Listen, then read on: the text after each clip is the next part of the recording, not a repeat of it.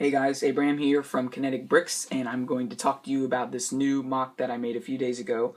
And I made this in this video that you are watching to give you guys some content to watch while I go on vacation. During that time, I'm not going to be able to make any stop motion, so this is for you guys to enjoy while I'm gone. This is a World War II MOC, as you can see, on Lafayette G, who was a famous American tank ace from World War II.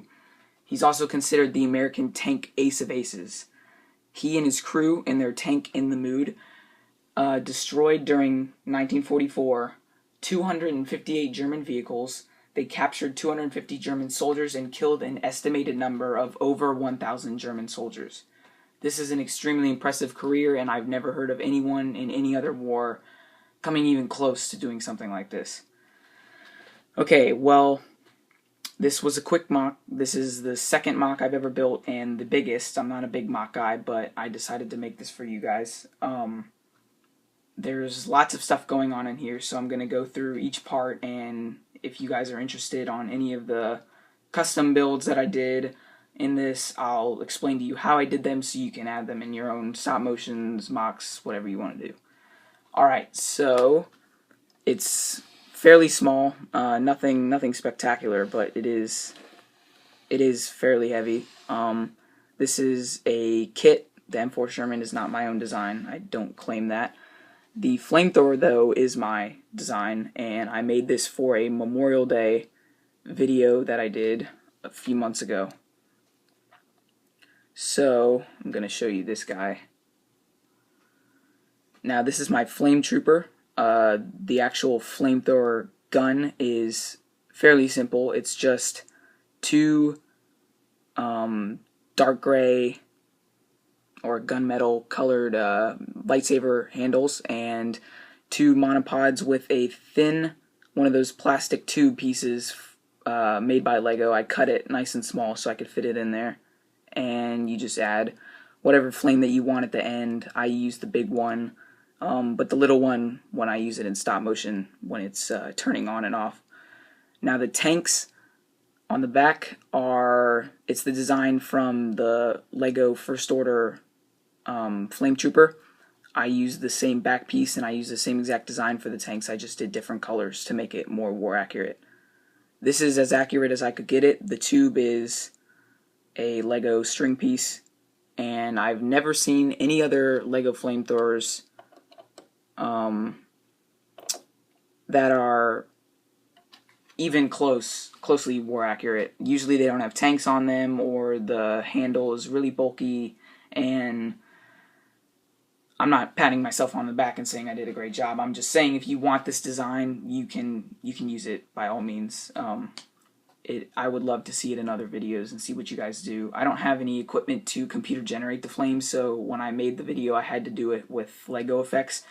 Hopefully one day I'll be able to do that, but for now I'm just sticking with the classic Lego pieces. Alright, so he is burning a German machine gun nest, and In the Mood, the M4 Sherman tank, is about to drive over the nest. Now, I'll show you this all the way around. We have an American taking some German prisoners. One of them, his leg is bandaged. I just used a white Lego leg, and then I did red Lego pieces to add his dripping blood. There is a combat photographer right here. He's taking what I think is going to be a very good photo of Lafayette G commanding his tank, and he's getting a nice low-level view of that. I'll show you Lafayette up here. This is the closest Lego face I could get to look like him. And I think this MOC came out really nice. So did Lafayette G, the new Stormtrooper, Clone Trooper faces are perfect for doing Lafayette's face. He has a real stark features like that. You can look him up online and read more about him. There's tons to read about. There's all kinds of cool witness accounts and stuff about things that they did. And so I have some infantry Going up, the Americans just penetrated a small fortification here, and we have Americans that are moving up to take on probably more Germans. And I have a machine gun crew right here. They're running off to the side to provide cover fire for the infantry, and we have plenty of dead Germans, just a couple of them. I don't have any gray pieces for the Germans, so I couldn't do the what's it called? The classic. Everyone knows what the German Heer soldier looks like with his gray helmet and gray uniform. All I have is black, and so I'm saying that it's a special SS unit. This is set in France in the dry fields, dry and muddy fields. So it's pretty barren. It almost looks like a desert, which I probably could have added a few green things around here, which I may do, but this is supposed to be like one of those dry fields that hasn't been worked on because all the civilians are terrorized by the German soldiers right now, and this is the first liberation of France. Now, Lafayette G and his men landed in June 1944, shortly after D-Day, so they were part of the force that went in and helped clean house. So there's really not much to talk about here. I'll let you guys kind of look at all the features. If you want to know more, just comment below and I'll gladly answer all your questions. I don't have tons of the tan pieces, so some of them are missing down here. What I did is, to make it look more professional, I put this black line of Lego bricks at the bottom. Kind of look like it's on a platform. Because the pieces, I don't like to use base plates. I'm not a big base plate guy. Probably because in my childhood I didn't understand what they were, because I was like, why would you want to use a Lego piece that doesn't have clips in the back? So I just threw them away because I was kind of stupid. And so ever since then I've done it all with just the Lego plate pieces.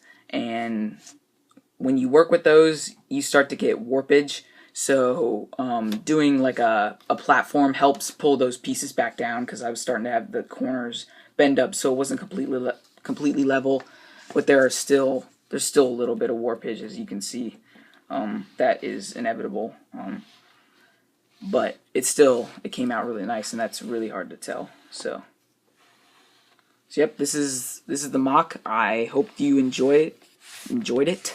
I can't talk today. It didn't take too long. I did it. It took me 3 hours.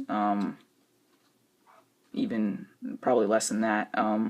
Most of the stuff was already put together. I had all the guys in bins waiting to be used in stop motion films. The tank was already together, so and the base plate was already done too, because I had used it in my Memorial Day film.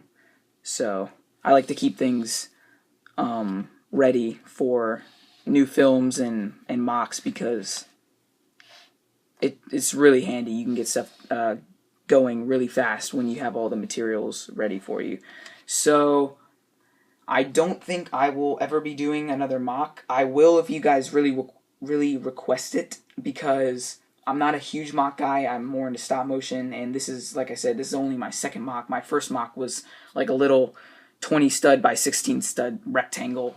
It was a little D-Day scene, so I can make that again if you guys want to see that. But other than that, that's it. And this is the Lafayette G MOC. It's in honor of him. You guys, I encourage you to look him up online and read more about him. There's, like I said earlier, there's tons to know and tons to find out. He's really interesting and my favorite World War II hero. Really into tanks, and of course the American tank Ace of Aces would be my favorite. Thanks for watching, and please comment below, ask questions. I have plenty of answers. I'll tell you guys how I did stuff, give you ideas if you want. Please like and subscribe, and thanks again for watching.